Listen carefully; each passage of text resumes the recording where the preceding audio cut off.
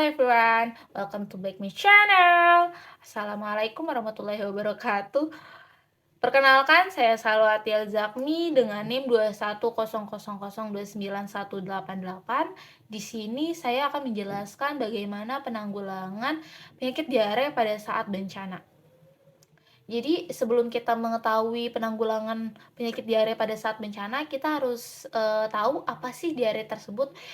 Menurut Kemenkes tahun 2011, diare terus menjadi penyebab utama kematian di seluruh dunia, membunuh 5-10 juta orang setiap tahunnya. Sampai saat ini, diare masih menjadi masalah global, terutama di negara berkembang. Diare adalah suatu keadaan di mana seseorang buang air besar atau cair, bukan hanya air, dan frekuensi kejadiannya lebih banyak daripada biasanya. Biasanya itu 3 kali atau lebih perharinya. Menurut WHO, diare didefinisikan sebagai buang air besar lebih dari 3 kali yang berbentuk cair. Buang air besar ini bukan berarti buang air besar yang sering terjadi pada kita setiap harinya gitu. Tapi buang air besar ini adalah buang air besar yang berbentuk cair, tapi itu lebih dari 3 kali per hari gitu. Terus diare ini tuh merupakan gejala infeksi pada saluran usus yang dapat disebabkan oleh berbagai organisme seperti bakteri, virus, dan parasit. Infeksi ini dapat menyebar melalui makanan atau minuman yang terkontaminasi atau dari orang ke orang sebagai akibat dari kebersihan yang buruk.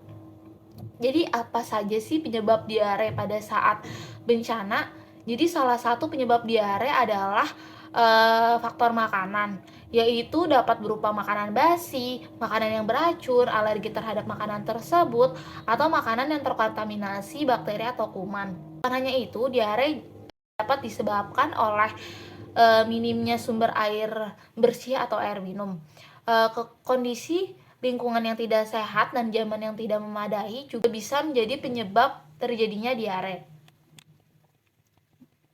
Apa saja sih faktor risiko diare saat bencana?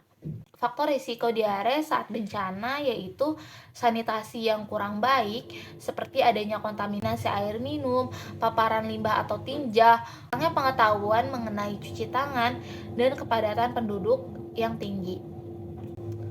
Terus siapa saja sih yang bisa berdampak terhadap penyakit diare saat bencana? Diare adalah kondisi ketika seseorang mengalami buang air besar yang encer dan sering, biasanya lebih dari 3 kali per hari. Ini adalah masalah yang umum terjadi pada semua kelompok usia, termasuk anggota keluarga yang lebih tua. Bagaimana cara pencegahan diare pada saat bencana?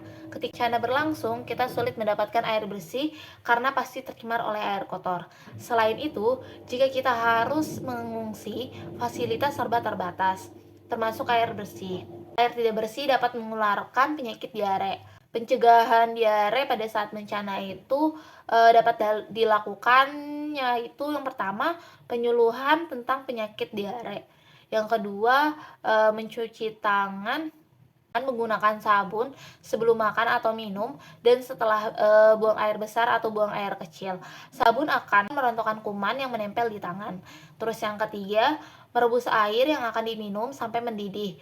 Perapat air yang siap diminum dan simpan di tempat yang bersih. Contohnya, dimasukkan ke dalam botol air mineral dan ditutup dengan rapat. Dan yang terakhir, kumpulkan sampah di plastik besar atau wadah tempat sampah darurat.